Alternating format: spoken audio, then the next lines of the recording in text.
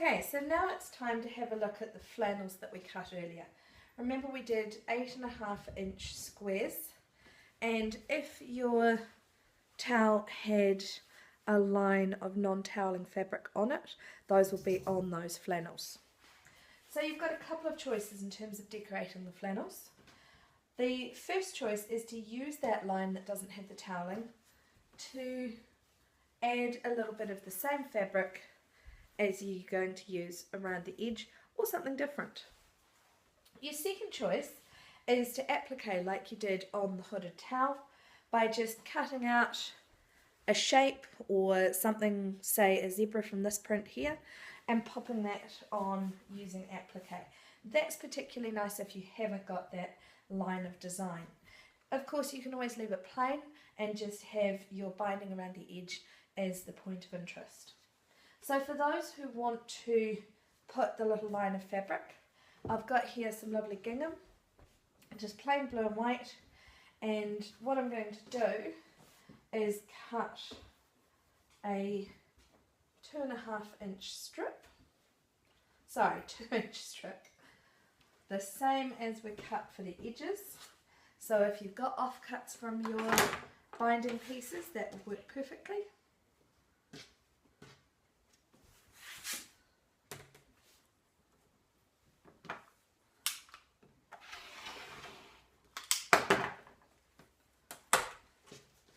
And then you want to subcut that to 8.5 inches.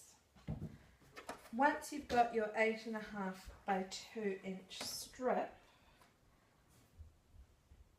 you're going to take it over to your ironing board and fold over onto the back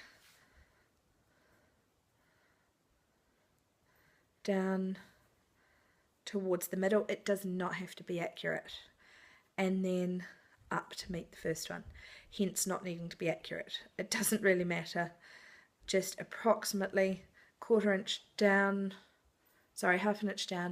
half an inch up. So I'm going to go and iron that now. You now have a 1-inch strip with beautifully turned down edges, and on the back you've got your two pieces nicely meeting somewhere near the middle. So you're going to lay that on your flannel over the piece that you had with the non-toweling fabric, the decorative strip as you like, and just pin it in place. Doesn't take much, just a couple of pins, and then top stitch right round. There you go, all sewn on and looking gorgeous. Now you can take the rest of your 2-inch strip that you just cut, fold it in half, press it down, and get ready to bind those flannels. Alright, so that's the flannel all bound exactly the same way that you bound the towel, just on a much smaller scale. Easy to do, 3 of them whipped out pretty quick. Time for the last piece of our gift. This one's going to be a burp cloth. So earlier you cut 2 rectangles. Now what we're going to do is join those 2 rectangles together. If you have the pattern piece from your original towel, I suggest keeping that down the end of the burp cloth and joining the opposite end.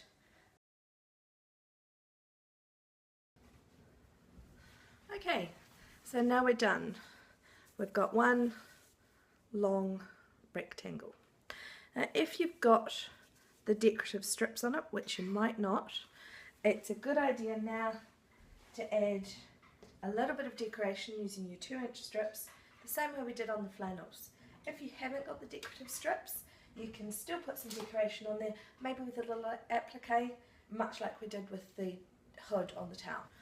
Okay, so now that you've got the decorative strips in, or the applique, or whatever you've decided to do, it's time to put the whole burp cloth together. You've got a couple of choices here.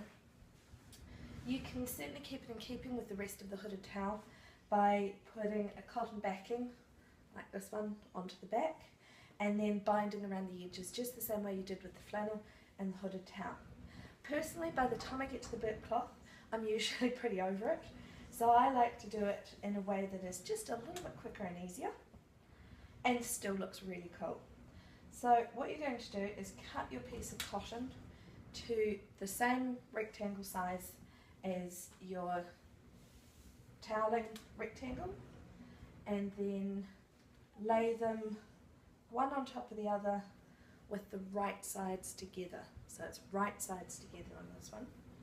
Now the toweling is something that will move quite a lot, so I always like to really pin this one down significantly. Then you're going to do a basting stitch right around the whole edge, except for a little turning gap, maybe about 3 inches.